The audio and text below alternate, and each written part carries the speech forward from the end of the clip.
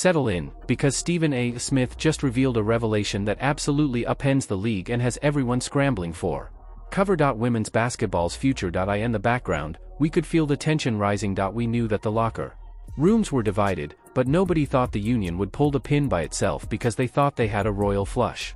Grenade the owners at this early stage. This is the secret that everyone is whispering, the plot twist about in the shadows, but they are reluctant to discuss it. A microphone. Smith is basically affirming that instead of just berating the league for its greed or bad timing, Caitlin Clark has already used her benefit. Take a glance around the room instead of holding a news conference or posting a widely shared letter on social media. The implications of Clark's covert departure from the circus would be disastrous for those who thought they could harass the cash cow and still get paid. Let's look at the rubble. Ever since the Players Association formally sparked their collective bargaining, since the entire Fuse agreement was sparked by this 2 years ahead of time, they essentially ruined the agreement. They looked at the packed stadiums. Private aircraft are finally touching down on the airport, and television ratings are setting new records every night. They decided it was time to shake the tree for a large raise because they wanted their piece of the cake and they wanted it yesterday. It properly monitors the company's exponential growth, but Stephen A. identifies the one fatal mistake in their ambitious plan. It is being asked that a lemonade stand that has been profitable for exactly 5 minutes. They are actively biting the hand that feeds them when you give them a fortune. They're betting on the house that the audience will stick around no matter how they manage the star attraction, which is a gamble that could bankrupt the company as a whole. While the union was busy shouting about demands and fairness, Caitlin Clark took an action that she stiff-armed the unmatched league, her voice stronger than any irate post or picket sign. For those who are unaware, the striking new 3-on-3 display by Brianna Stewart and Nafisa Collier is unmatched. The same veterans who have battled Clark are said by some to have had a part in her being disregarded throughout the year. They allegedly offered her almost $1 million in exchange for a few weeks of labor, equity, and the carrying a heavy bag on the red carpet. League players usually have to put in a lot of effort throughout the year.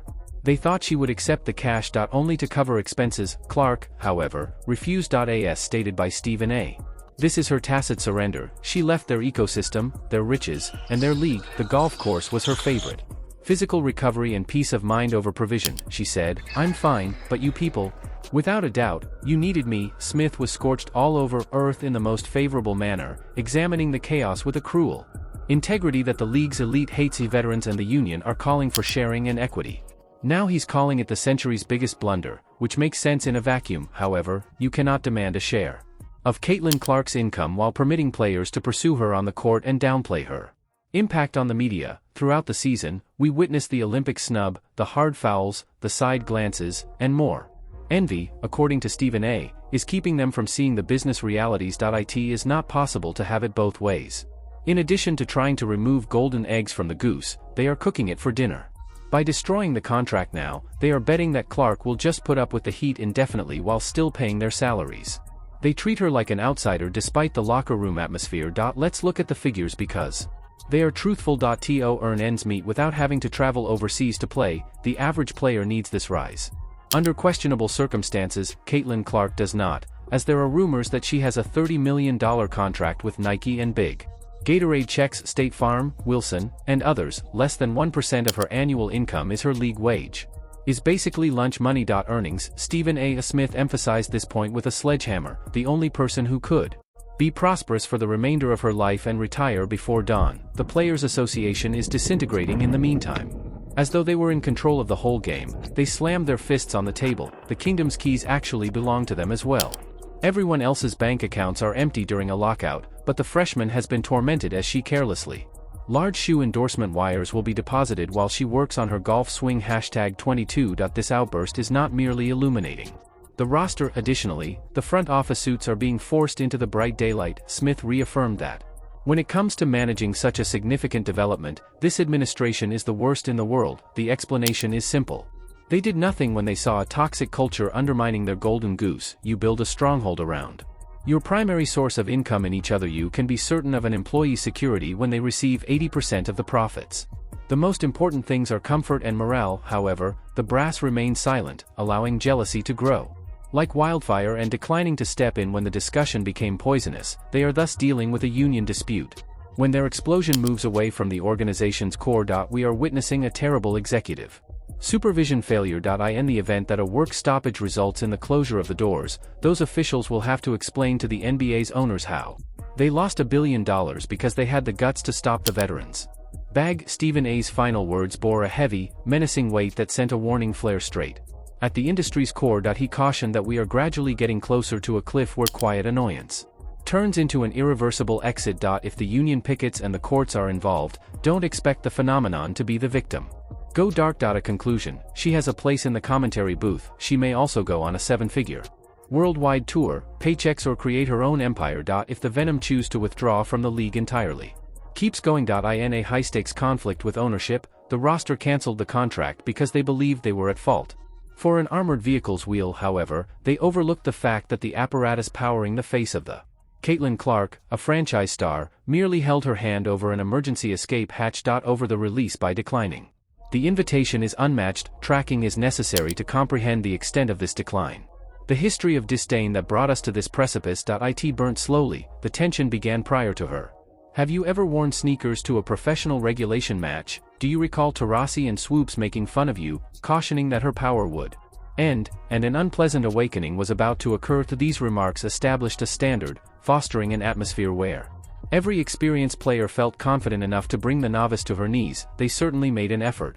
Blitzes, hard fouls, and full-court pressure from 94 feet away, right in front of her. However, according to the Rookie Crown, she brought a bottom-tier squad and smashed the assist ceiling in the face of that onslaught. Into the postseason, the analyst notes that rather of celebrating this achievement, the association and elders strongly created the story of the We Foundation, even while the company clearly depends on the. It is impossible to overlook the catalyst that finally turned the legacy of past greats, the change, abandoning the contract and illuminating the stage so that everyone may see it. The gang is currently attempting to make money off of the publicity she generated.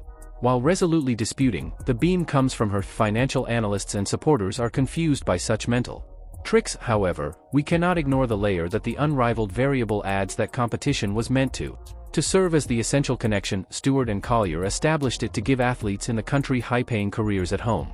Winter, getting the rookie sensation writers was crucial to their media success. There are rumors that major broadcasters refused to give them their checkbooks until she committed. The famous person did much more than simply keep up her stamina by rejecting the most likely millions of dollars in revenues that her community's rivals could have made. Her. It strikes the most vulnerable target, their financial accounts, silently and strategically. Smith implies that this was pre-arranged. Given the guard's high IQ, she is aware of her worth and realizes that by declining to be present, she makes it obvious how significant she is. If the new project doesn't succeed without the ratings, it supports every assertion made by the commentators. Number 22 is receiving a lot of attention from the public, not only because of the notion of the game for women. The mindset that caused this downfall must be examined. Why violate the agreement now, 2 years ahead of schedule? The delegates assert that they are looking for a revised framework that takes into account the organization's most recent advancements. Increased compensation, better retirement plans, and better transit logistics are some of the items on their wish list. While those objectives are commendable, the timing implies that they think their bargaining strength has peaked and are worried that patience will run out, which means that the ratings will stagnate. And the excitement wanes. But as Stephen A. notes, the terrible twist is that they are basically causing chaos by threatening a shutdown in order to cause the hype train to derail. Those recently opened eyes, observing in particular to see if Clark would remain if the gym doors were padlocked by the league. The visitors will return to the NBA or NFL in the event that avaricious negotiations cause the 2026 season to end. They may perhaps never return. Inside a fully dry mansion, the union is juggling burning torches. Additionally, Stephen A. Smith dug closely into the media frenzy and racial undertones that have stoked the flames. He has expressed his dissatisfaction, considering the stark difference between the coverage of celebrities such as Asia Wilson and Clark's headlines. Although he admits that race has an impact on marketing, he continues that business, Magic and Larry Bird were placed by the NBA. Every billboard features Johnson, you advocate for anything that has an impact, the ultimate monarch to rescue a collapsing league, never pausing to ask if the other boys felt left out. Maintaining was their only worry. In contrast to Bird's, Smith contends that the WNBA has entered its own golden era of magic, but regardless of who really occupies the role, the roster functions as a socialist commune in which each worker wants equal consideration. The chairs. A wedge is being driven in by everyone's ribbon mentality around stardom. Clark occupies rival gyms.